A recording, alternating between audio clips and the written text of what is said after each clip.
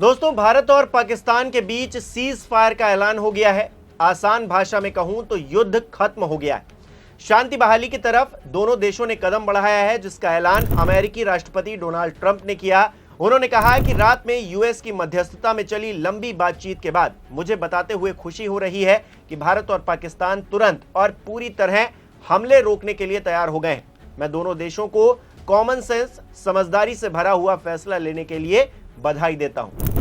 Trump के बयान के 30 मिनट बाद विदेश सचिव विक्रम मिस्री शाम के 6 बजे प्रेस ब्रीफ के लिए आए और 42 सेकंड में अपनी बात खत्म करके चले गए। सुनिए उन्होंने क्या कहा। The Director General of Military Operations of Pakistan called the Director General of Military Operations of India at 15:35 hours earlier this afternoon. It was agreed between them that both sides would stop all firing and military action on land and in the air and sea with effect from 1700 hours Indian Standard Time today. Instructions have been given on both sides to give effect to this understanding. The Directors General of Military Operations will talk again on the 12th of May at 1200 hours. Pakistan की तरफ से भी cease fire पर बयान देते हुए विदेश मंत्री इशाक डार ने कहा कि पाकिस्तान और भारत ने तत्काल प्रभाव से युद्ध विराम पर सहमति जताई है। पाकिस्तान ने हमेशा अपनी संप्रभुता और क्षेत्रीय अखंडता से समझौता किए बिना क्षेत्र में शांति और सुरक्षा के लिए प्रयास किया है। इस मौके पर विपक्ष की सबसे बड़ी पार्टी कांग्रेस की तरफ से जयराम रमेश ने भी एक मांग उठाई। उन्होंने कहा ट्वीट करके कि वॉशिंगटन डीसी से आई अभूतपूर्व घोषणाओं के संदर्भ में अब ये राष्ट्रीय आवश्यकता बन गई है कि पहले नंबर पर उन्होंने लिखा है प्रधानमंत्री एक सर्वदलीय बैठक की अध्यक्षता करें और देश के राजनीतिक दलों को विश्वास में लें ताकि इस संकट की घड़ी में राष्ट्रीय हितों की रक्षा सुनिश्चित की जा सके। दूसरा लिखा संसद का एक विशेष सत्र तत्काल बुलाया जाए जिसमें पिछले 18 दिनों की घटनाओं, विशेषकर पहलगाम में हुए बर्बर आतंकी हमले से लेकर अब तक की जो स्थिति है उस पर विस्तार से चर्चा की जाए और आगे की दिशा तय की जाए ताकि देश एकजुट होकर सामूहिक संकल्प का प्रदर्शन कर सके। दोस्तों, भारत पाकिस्तान के बीच इस बार जो सबसे बड़ी कड़ी बने हैं वो हैं ट्रंप।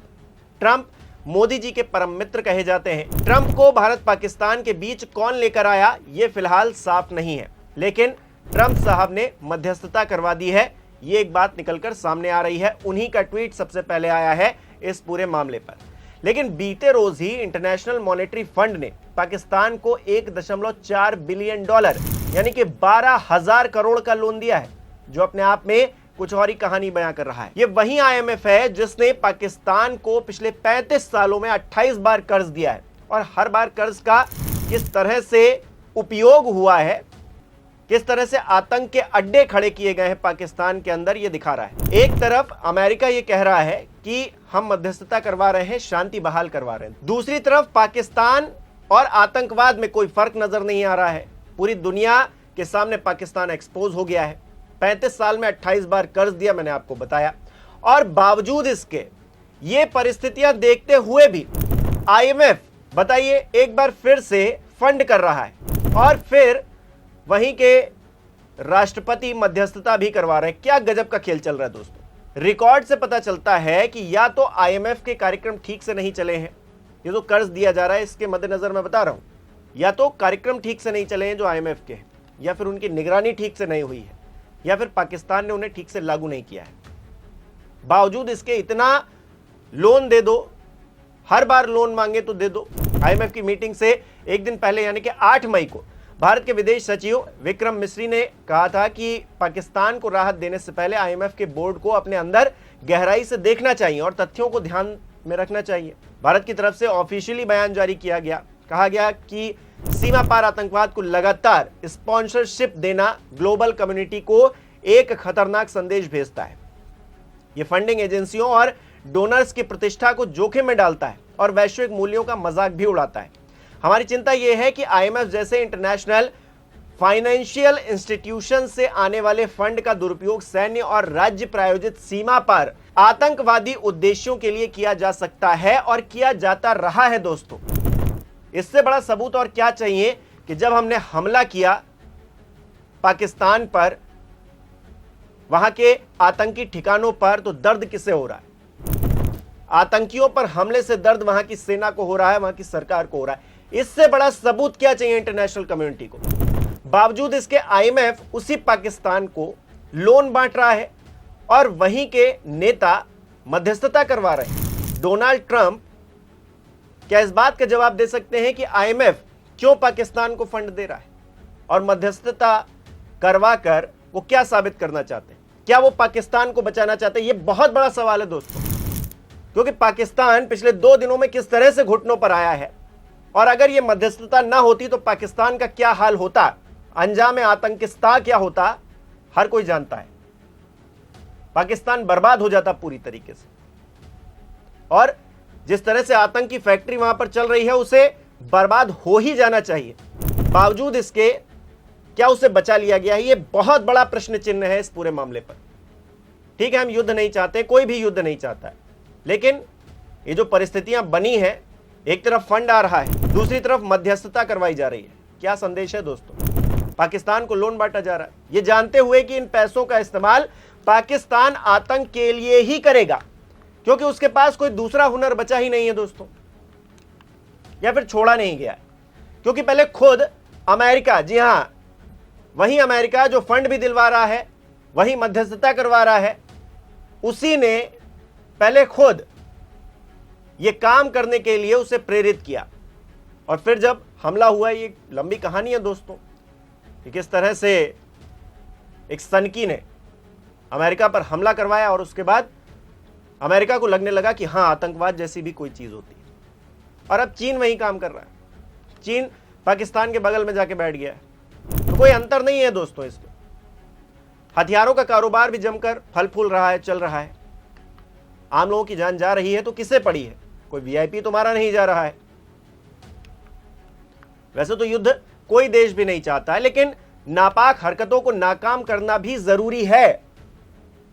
और ये जो मध्यस्थता हो गई है, ये पाकिस्तान के लिए एक अच्छी बात हो गई, क्योंकि पाकिस्तान एक तरह से बच गया है। जिस तरह से हम जवाबी कार्रवाई कर रहे थे उनके ऊपर, आतंकी ठिकानों को निशाना बना रहे थे, कहीं ना कहीं वहां की सेना और सरकार हिली हुई थी। सीज फायर का मतलब ही होता है दोस्तों कि 2 देशों के बीच में युद्ध विराम हो जाए, यानी कि युद्ध रुक जाए। इसके लागू होने से तुरंत बाद ही दोनों देशों के बीच जारी जो संघर्ष होता है वह अस्थायी तौर पर तो रुकी जाता है, स्थायी तौर पर भी मान लीजिए, लेकिन इसके लागू रहने में दोनों देशों की भूमिका होती है। सीज फायर के ऐलान के बाद रक्षा मंत्रालय ने जो प्रेस कॉन्फ्रेंस की है, उसे ध्यान से सुनना चाहिए। उसमें कोमोडोर नायर ने साफ शब्दों में कह दिया है कि भारत की सेनाएं पूरी तरह से सतर्क हैं, पूरी तरीके से तैयार हैं। अगर फिर हमला हुआ तो हम मुंहतोड़ जवाब देने के लिए भी तैयार हैं। यानी कि युद्ध विराम का मतलब यह नहीं है कि पाकिस्तान कोई हरकत करेगा और हम समय लेंगे पलटवार करने में। अब तो बिल्कुल नहीं लेंगे। हमें भूलना नहीं चाहिए कि 9 मई की रात भारत में 26 जगहों पर पाकिस्तान ने हमले की कोशिश की और आम नागरिकों को निशाना बनाने की कोशिश की है दोस्तों। पहलगाम में हमने 26 नागरिक अपने खोए, उसके बाद पुंछ में जिस तरह से 15 लोगों की जान चली गई, ये सब क्या हिंदुस्तान कभी भूल पाएगा? पाकिस्तान की एक कायराना हरकत। और उसके बाद भी लगातार हमले होते रहे और निशाना आम इंसान को बनाया जा रहा। पाकिस्तान के इरादे पूरी तरीके से साफ हैं। हमें हर वक्त सावधान रहना होगा। और यह मध्यस्थता हो गई है, इसका मतलब यही नजर आ रहा है कि पाकिस्तान बच गया, लेकिन हर बार तो नहीं बचेगा। अगर इस बार भी कुछ हुआ तो फिर भारत मुंह तोड़ जवाब देगा। और जिस तरह से देश एकजुट इस बार दिखा है, हर बार दिखेगा और हर मुंह से यही आवाज आएगी कि पाकिस्तान को करारा जवाब मिलना चाहिए। लेकिन मैं उम्मीद करूंगा दोस्तों कि अब जब सीज फायर हो ही गया है, पाकिस्तान की एक तरह से जान बची गई है, पूरा देश बच ही गया है, वहां की आवाम अपने अंदर सुधार लाएगी, वहां की सरकार, वहां की सेना, बहुत सारे आतंकियों को तो हमने मार गिराया है, बहुत सारे आतंकी ठिकानों को नेस्तनाबूद कर दिया है, मिट्टी में मिला दिया है। तो ऐसे में वहां की सरकार और सेना मिलकर जो बचे कुचे लोग हैं ना, उनको भी खत्म कर देगी, देश छोड़ने पर मजबूर कर देगी। और अगर ऐसा नहीं हुआ तो आने वाले वक्त में कोई घटना हुई तो फिर खामियाजा पाकिस्तानी भुगतेगा। और जिस तरह का खेल मैंने बताया ना दोस्तों, कि पहले खड़ा किया जाता है उसी इंसान को, पैसे भी दिए जाते हैं उसी इंसान को, और फिर मध्यस्थता भी करवाई जाती है। गेम चल रहा है दोस्तों, किस तरह से देखते हैं आप इस गेम को, कमेंट करके बताइए मुझे। बहुत बहुत धन्यवाद।